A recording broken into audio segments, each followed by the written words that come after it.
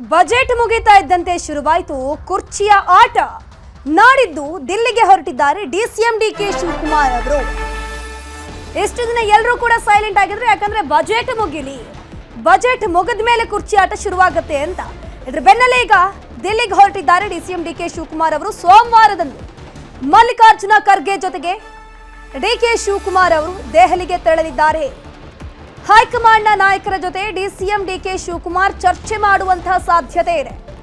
ಕುರ್ಚಿ ಬಗ್ಗೆ demand ಇಡುವಂತಹ chances ಇದೆ. ಅಧಿಕಾರ ಹಂಚಿಕೆ ಬಗ್ಗೆ ಚರ್ಚೆ ನಡೆಸುವಂತಹ ಚಾನ್ಸಸ್ ಇಲ್ಲಿ ಜಾಸ್ತಿ ಆಗಿದೆ.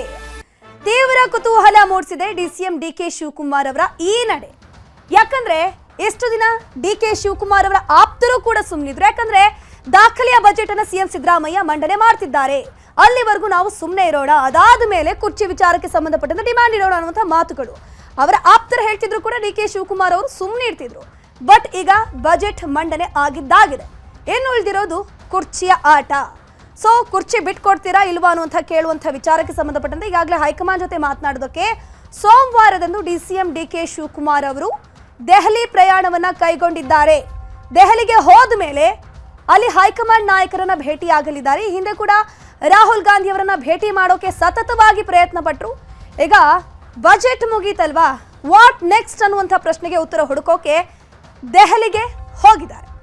ಇದ್ರ ಬಗ್ಗೆ ಹೆಚ್ಚಿನ ಮಾಹಿತಿ ನೀಡ್ತಾ ಹೋಗ್ತಾರೆ ನಮ್ಮ ಪೊಲಿಟಿಕಲ್ ಬ್ಯೂರೋ ಹೆಡ್ ಆಗಿರುವಂತಹ ಚಿದಾನಂದ್ ಪಟೇಲ್. ನೇರ ಸಂಪರ್ಕದಲ್ಲಿ ಜಾಯ್ನ್ ಆಗಿದ್ದಾರೆ. ಪಟೇಲ್ರೇ, ಎಷ್ಟು ದಿನ ಕುರ್ಚಿ ಕಿತ್ತಾಟಕ್ಕೆ ಸ್ವಲ್ಪ ಮಟ್ಟಿಗೆ ಫುಲ್ ಸ್ಟಾಪ್ ಬಿದ್ದಿತ್ತು. ಬಜೆಟ್ ಆಗ್ಲಿ ಮತ್ತೆ ನೋಡೋಣ ಅಂತ. ಈಗ ಬಜೆಟ್ ಮುಗಿದಾಯ್ತು.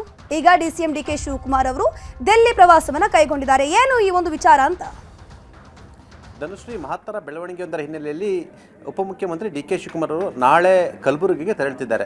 ನಾಳೆ ಕಲಬುರಗಿಗೆ ಎಐಸಿಸಿ ಅಧ್ಯಕ್ಷ ಮಲ್ಲಿಕಾರ್ಜುನ ಖರ್ಗೆ ಅವರ ಜೊತೆ ಕಲಬುರಗಿಗೆ ವಿಶೇಷ ವಿಮಾನದಲ್ಲಿ ತೆರಳುತ್ತಿರ್ತಕ್ಕಂಥ ನಂತರ ಕಲಬುರಗಿಯಿಂದ ಪ್ರಿಯಾಂಕ್ ಖರ್ಗೆ ಅವರ ಕ್ಷೇತ್ರ ಆಗಿರ್ತಕ್ಕಂಥ ಚಿತ್ತಾಪುರದಲ್ಲಿ ವಿವಿಧ ಅಭಿವೃದ್ಧಿ ಕಾರ್ಯಕ್ರಮಗಳಿಗೆ ಶಂಕುಸ್ಥಾಪನೆ ಮತ್ತು ಉದ್ಘಾಟನೆ ಕಾರ್ಯಕ್ರಮವನ್ನು ಮಾಡಲಿದ್ದಾರೆ. ನಂತರ ಉಪಮುಖ್ಯಮಂತ್ರಿ ಡಿ ಕೆ ಶಿವಕುಮಾರ್ ಮತ್ತು ಎಐಸಿಸಿ ಅಧ್ಯಕ್ಷ ಮಲ್ಲಿಕಾರ್ಜುನ ಖರ್ಗೆ ಅವರು ವಿಶೇಷ ವಿಮಾನದ ಮುಖಾಂತರ ದೆಹಲಿಗೆ ತೆರಳುತ್ತಿದ್ದಾರೆ. ಈಗಾಗಲೇ ಬಜೆಟ್ ಮಂಡನೆವರೆಗೂ ಕೂಡ ಸೈಲೆಂಟ್ ಆಗಿರಿ ಅಂತೇಳಿ ಸಂದೇಶವನ್ನು ರವಾನೆ ಮಾಡಿದಂಥ ಉಪಮುಖ್ಯಮಂತ್ರಿ ಡಿ ಕೆ ಶಿವಕುಮಾರ್ ಅವರು ಇದೀಗ ಬಜೆಟ್ ಬಳಿಕ ಮತ್ತೆ ಕರ್ನಾಟಕ ಕಾಂಗ್ರೆಸ್ನಲ್ಲಿ ಕುರ್ಚಿಯ ಕಿಚ್ಚು ಆರಂಭ ಆಯಿತು ಎಂಬ ಅನುಮಾನ ಕೂಡ ಎಡೆ ಮಾಡಿಕೊಟ್ಟಿರ್ತಕ್ಕಂಥದ್ದು. ನಾಳೆ ವಿಶೇಷ ವಿಮಾನದ ಮುಖಾಂತರ ದೆಹಲಿಗೆ ತೆರಳುತ್ತಿರ್ತಕ್ಕಂಥ ಉಪಮುಖ್ಯಮಂತ್ರಿ ಡಿ ಕೆ ಶಿವಕುಮಾರ್ ಅವರು ಮಲ್ಲಿಕಾರ್ಜುನ ಖರ್ಗೆ ಅವರ ಬಳಿ ಮತ್ತೆ ಮುಖ್ಯಮಂತ್ರಿ ಹುದ್ದೆಗೆ ಪಟ್ಟನ್ನು ಹಿಡಿಯಲಿದ್ದಾರೆ ಎಂಬ ಮಾತು ಕೂಡ ಕೇಳಿ ಬರ್ತಿರ್ತಕ್ಕಂಥದ್ದು. ಯಾಕಂತ ಹೇಳಿದ್ರೆ ಎಲ್ಲೊಂದು ಕಡೆ ಬಜೆಟ್ವರೆಗೂ ಕೂಡ ಸುಮ್ಮನೆ ಇದ್ದು, ಅಂದರೆ ಇದೇ ಮಾರ್ಚ್ 30ವರೆಗೂ ಸುಮ್ಮನೆ ಇದ್ದು, ನಂತರ ಎಲ್ಲೊಂದು ಕಡೆ ಅಧಿಕಾರ ಹಸ್ತಾಂತರ ಅಥವಾ ಪವರ್ ಶೇರಿಂಗ್ ವಿಚಾರ ಸಂಬಂಧಪಟ್ಟಾಗೆ ಮಹತ್ವದ ಚರ್ಚೆ ನಡೆಸಲಿದ್ದಾರೆ ಅಂತ ಹೇಳಲಾಗ್ತಿದೆ. ಸೋಮವಾರ ನಾಳೆ ರಾತ್ರಿ ದೆಹಲಿಯಲ್ಲಿ ವಾಸ್ತವ್ಯ ಹೂಡಲಿರ್ತಕ್ಕಂಥ ಡಿ ಕೆ ಶಿವಕುಮಾರ್ ಅವರು ನಾಳೆ ರಾತ್ರಿ ಮತ್ತು ಸೋಮವಾರ ಕೂಡ ದೆಹಲಿಯಲ್ಲಿ ವಾಸ್ತವ್ಯವನ್ನು ಹೂಡಲಿದ್ದಾರೆ. ಈ ಸಂದರ್ಭದಲ್ಲಿ ವರಿಷ್ಠರನ್ನು ಭೇಟಿಯಾಗುವ ಸಾಧ್ಯತೆ ಇದೆ ಅಂತ ಹೇಳಲಾಗ್ತಿದೆ. ಪ್ರಮುಖವಾಗಿ ಎಐಸಿಸಿಯ ಪ್ರಮುಖ ನಾಯಕ ಅಂತಲೇ ಗುರುತಿಸಿಕೊಂಡಿರ್ತಕ್ಕಂಥ ಕೆ.ಸಿ. ವೇಣುಗೋಪಾಲ್ ಜೊತೆ ಚರ್ಚೆಯನ್ನು ಮಾಡಲಿದ್ದಾರೆ ಅಂತ ಹೇಳಲಾಗ್ತಿದೆ. ನಂತರ ಸುರ್ಜೇವಾಲಾರವರನ್ನು ಭೇಟಿಯಾಗಲಿರ್ತಕ್ಕಂಥದ್ದು. ಯಾಕಂತ ಹೇಳಿ GBA ಚುನಾವಣೆಯನ್ನು ಪ್ರತಿಷ್ಠೆಯಾಗಿ ತೆಗೆದುಕೊಂಡಿರ್ತಕ್ಕಂಥ ಡಿ ಕೆ ಶಿವಕುಮಾರ್ ಅವರು GBA ಚುನಾವಣೆ ತಯಾರಿ ಸಂಬಂಧಪಟ್ಟಾಗೆ ಮಾತುಕತೆಯನ್ನು ಕೂಡ ನಡೆಸಲಿದ್ದಾರೆ. ಜೊತೆಗೆ ಪ್ರಮುಖವಾಗಿ ನಾಳೆ ಕೂಡ ಎಲ್ಲೊಂದು ಕಡೆ ಅಸ್ಸಾಂ ಚುನಾವಣೆ ಸಂಬಂಧಪಟ್ಟ ಹಾಗೆ ಕೂಡ ಚರ್ಚೆ ನಡೆಸಲಿದ್ದಾರೆ ಅಂತ ಹೇಳಿದರೆ, ಅಗತ್ಯ ಬಿದ್ದರೆ ಪ್ರಿಯಾಂಕಾ ವಾದ್ರಾ ಗಾಂಧಿ ಅವರನ್ನು ಕೂಡ ಭೇಟಿ ಮಾಡಲಿದ್ದಾರೆ ಅಂತ ಹೇಳಲಾಗ್ತಿದೆ.